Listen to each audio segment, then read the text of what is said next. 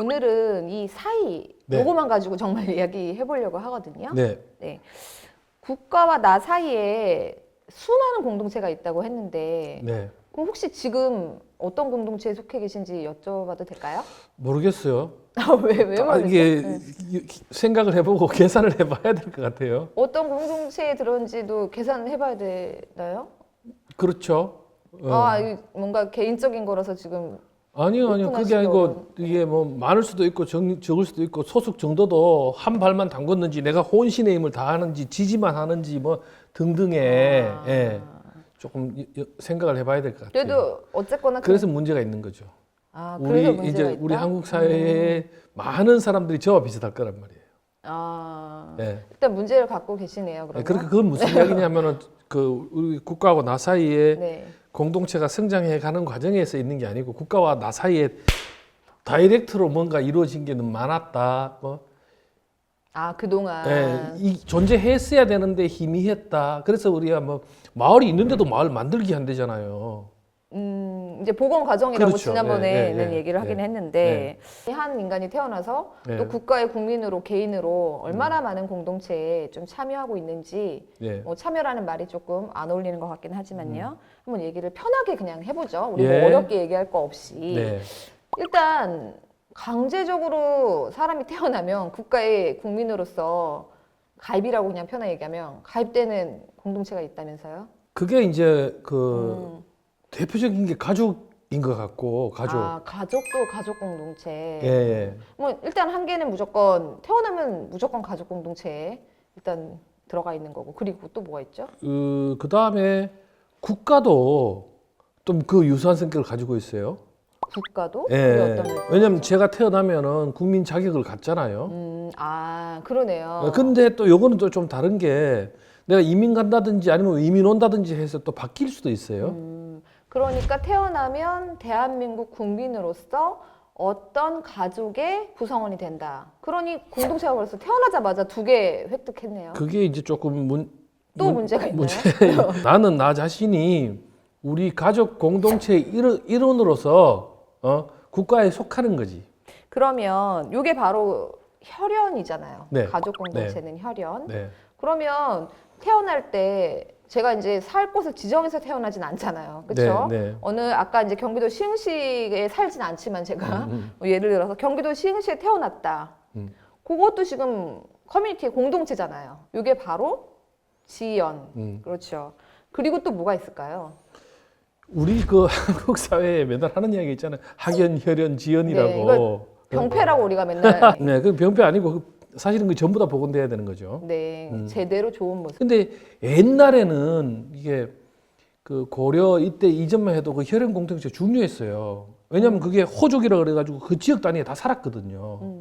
그리고 호족장이 그 지역의 리더 역할을 했고 실제로 그게 우리가 이야기하는 시족 사회잖아요. 네, 그러면서 이제 발전하는 그렇죠. 거죠. 그게 이제 혈연 공동체고. 네, 네.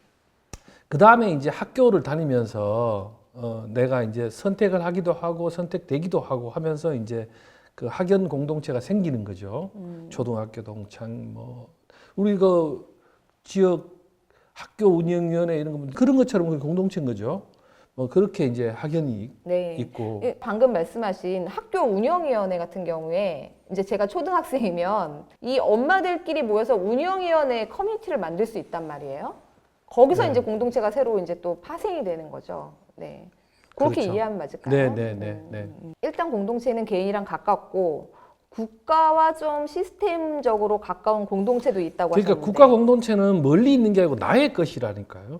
그래도 이제 아까 형성된 국가를 운영하기 위해서 국가와 가까울 수 그리고 있는 운영하기 공동체. 위해서 만들어지는 거는 공동체가 아닌 거예요.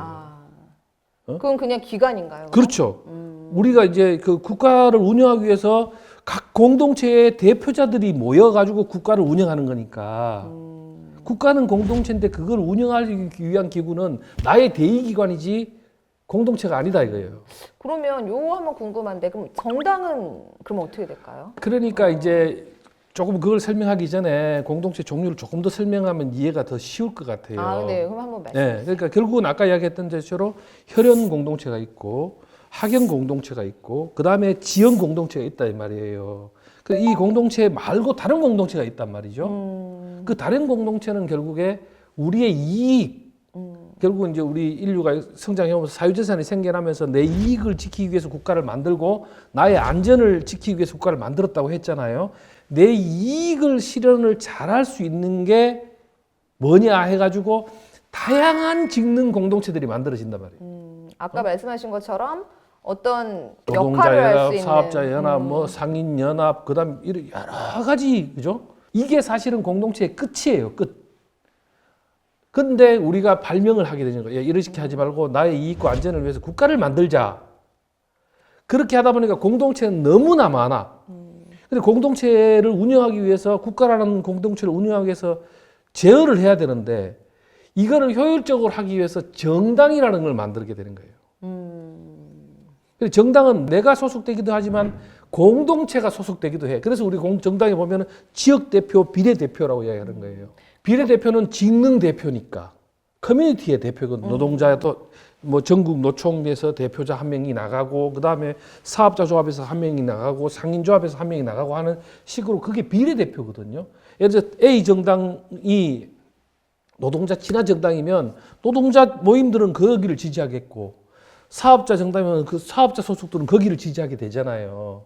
그래서 이제 이러한 정당이 존재하게 되는 거죠. 이것도 정당도 사실 발명품이야. 우리가 흔히 사실은 이제 예전에 정당은 이익 집단 이렇게 했지 공동체라는 어떤 생각을 하면서 기본적으로 바라보지 다 이익을 추구해요. 그걸 나쁘게 보면 안 돼요. 그렇죠. 네. 예, 다 자기 이익을 위해서 하는 거예요. 근데 그것이 남의 이익과 충돌할 때 내가 그것을 수용하고 이해하고 하는 그게 공익이에요. 공익은 사익과 사익이 충돌할 때 생겨난다 그랬단 말이에요. 그거다 말이에요. 그래서 이제 결국에 우리 모든 나와 관계되는 많은 사람들이 만드는 수많은 지역과 직능의 다양한 공동체들이 이 국가라는 친구를 잘 운영하기 위해서 대표자를 만들고 국가를 운영하는 대표는 어디예요? 국회를 서로 많은 대표자를 보내기 위해서 결국에는 이제 정당들이 존재하는 거죠. 지금 굉장히 이제 강조하면서 말씀하셔서 껴들 틈이 없이 지금 사실은 네. 오늘 여러 문제를 많이 말씀하셨는데 정당에 대해서 뭐 한국 사회 정당에 좀 말씀하시고 싶은 게 있으신가요? 많죠. 네. 왜냐하면 정당이 사실은 분권이 굉장히 돼야 돼요. 근데 지금 사실 우리가 이 얘기를 하려고 한 건 아니지만 지금 굉장히 강조하시면서 말씀하셨기 때문에 정당이 분권이 지금 안 되고 있나요? 지금 사실 정당도 중앙정부, 지방정부처럼 중앙정당이 있고 지역정당이 있잖아요. 그러니까 이게 정당도 사실은 뭐 중앙정당이 있고 지역정당이 있으면 안 돼요. 원래 안 되는군요. 네, 지역정당만 있어야 돼요. 원래는 사실은 또 간단하게 생각하면 중앙정당이 지역정당한테 권한을 또 잘 나눠주면 될 것 같은데 그게 아니고 태생적으로 중앙정당이 왜 있냐. 지금 그 말씀이신가요? 그렇죠. 그렇게 이제 그 전에도 뭐 이야기 중앙정당에서 싫어할 것 같은데. 어쨌든 그거는 전에 우리가 그 이야기 했잖아요. 네. 캐나다에 어떤 주에 할머니 20분이 모여가지고 실버 팍스 당을 만들어 놨다. 할머니 당을 만들어 놓은 거예요. 그러면서 할머니들의 권익을 위해서 계속 주장하는 거예요. 근데 이분들이 20명이니까 뭐 출마하고 뭐 하지는 못하잖아요. 근데 다른 정당을 지지하는 거예요.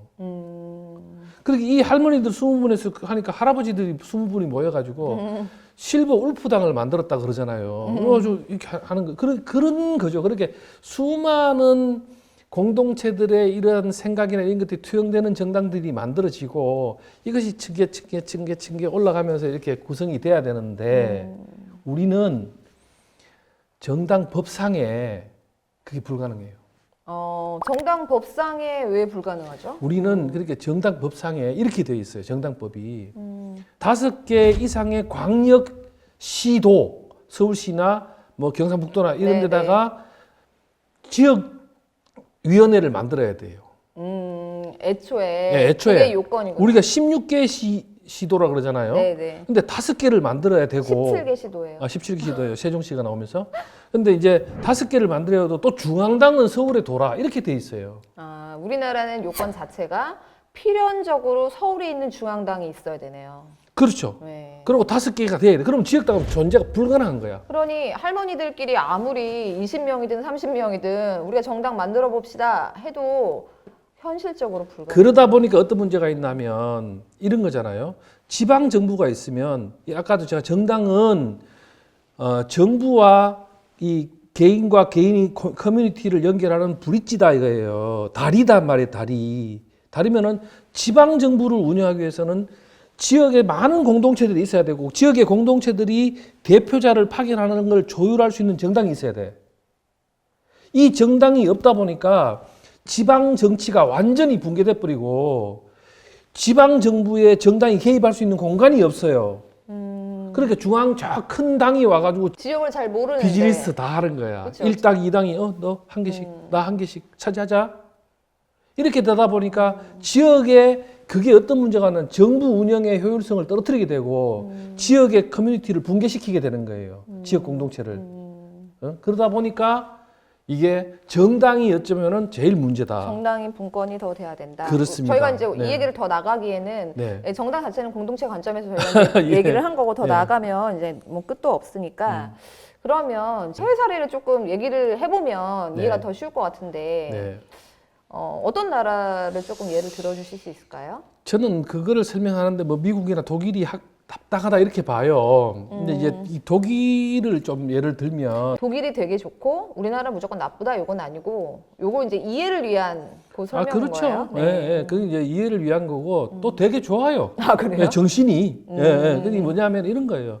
독일은 기초지방자치단체 정부가 네. 그걸 개마인드라 그래요. 이게 보면 공동체라는 뜻이에요.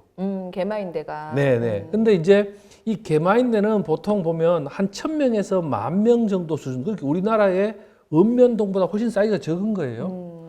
가장 작은 개마인드가 8명이라 그래요. 그리고 그러니까 공동체가 8명. 그렇죠. 그 다음에 제일 큰 공동체가 베를린이에요. 그러니까 8명도 개마인드고 베를린도 개마인드예요. 이거 되게 재밌네요. 그렇죠. 베를린도 개마인드고 네. 8명이 모여서 무엇을 구성해도 그것도 똑같이 네. 베를린이랑 예. 동격이네요. 지금. 동격인데 이제 행정행위가 조금 달라요. 그렇겠죠. 네, 행정행위가 다른데 공통적으로 있는 거는 뭐냐면은 계획 주권이에요. 어떤 공동체가 자기 미래를 결정할 때 그 계획 주권이 있단 말이에요. 그러니까 사실은 8명은 사이즈가 작으니까 그렇죠. 행정이나 이런 부분은 실제적으로 행정은 그 하기가 연합회가 어렵죠. 옆시에다가 위탁하게 돼 있어요. 참 그거 간단하고 예. 현실적이고 합리적이네요. 그리고 8명인 거는 의회를 구성을 못 하게 돼 있고요. 그렇죠. 그거는 근데 일정한 사이즈가 되면은 시티 자격이 부여되고 의회를 구성할 수 있게 되고 행정관청을 설치할 수 있게 돼요. 그렇다고 해가지고 자치권이 없냐? 자치권은 다 있다. 근데 자치권의 핵심은 뭐냐? 계획 주권이 있다. 네. 계획 주권이 있다. 사실은 우리나라 같은 경우에는 이 지금 뭐 참여를 해라고 말을 많이 하지만 실질적으로 참여의 포션이 되게 작고 그렇죠. 참여를 뭘 할지도 지금 사실 정해준 경우가 많잖아요. 예. 이부 A, B, C 중에서 이 근데- 부분을 네가 좀 해볼래? 근데 이렇게. 저는 이제 이 이야기 하면서 독일 사례를 끌고 나오게 된 이야기 하려고 하는 건 뭐냐면 이거예요. 정부만 개마인대로 부르지 않는다는 거예요. 똑같이 개마인대야. 그게 뭐냐면은 교구, 상인조합, 이런 데도 다 동일하게 개마인대로 부른다는 거예요. 그 개마인대를 인구가 그렇게 다르다는 게 뭘 의미해요? 어떠한 이 계획권자가 이렇게 자기 마음대로 이렇게 자른 게 아니고 이 강을 중심으로 이 도로를 중심으로 이 마을을 중심으로 성장해온 공동체라는 거예요. 자주적으로 오랜 세월 동안 성장해오는 거는 다 인정한다는 거예요. 그러니까 사실 쉽진 않겠지만 제가 사실 10명 모은 다음에 그게 더 발전해서 30명 되고 나중에 시흥시만큼 커질 수도 있는 거잖아요. 그게 우리나라식 정부 구성이에요. 지금 제가 잘못 그렇죠. 그게 독일이 지금 아니 모을 수가 없어. 그거는 세월과 함께 가는 거예요. 그러니까 제가 모은다는 말은 네. 그 말이 아니고 자생적으로 어떤 필요에 의해서 또 공동의 또 어떤 철학을 위해서 이게 단체적으로 세월이 가면서 커지면 네. 10명이 시흥시가 될 수 있는 거잖아요. 그죠? 그렇죠. 네, 저는 이제 사람을 모여라 해서 순식간에 모여가지고 뭐 어떤 그 집단을 화한다는 게 아니고. 근데 이게 이제 공동체라는 게 우리가 이제 한번 지방자치분권 이런 거하고 빗대서 생각을 해보면 종교 있잖아요. 아까 제가 종교 이야기 네. 했잖아요. 이 종교가 옛날에는 카톨릭이었잖아요. 근데 이제 그 독일에서부터 시작해가지고 독일 스위스 종교 개혁이 일어나잖아요. 1500년대에. 네. 그때 이제 그 모든 권력이 교황청과 사제들한테 있었단 말이에요. 근데 종교 개혁의 핵심이 분권이야. 왜냐면은 교황청과 교황청을 따르는 무리들에 대한 비판, 이게 루터가 한 거죠. 그걸 비판하면서 이 교구는 개마인드다라고 한 거예요. 우리가 여기 만들어놨는 공동체고 이 공동체의 구성들이 주인이고 동등한 지위를 노린다. 이렇게 이 가지고 있는 권한을 일로 빼라. 그래서 오늘은 국가와 나 사이에 이제 공동체가 있다는 걸 지난 시간을 통해서 우리가 얘기를 했고 예. 이 공동체에 대해서 조금 하나씩 조금 얘기를 해봤습니다. 네. 오늘은 또 여기까지만 하죠. 네. 그러시죠? 네. 고맙습니다. 감사합니다.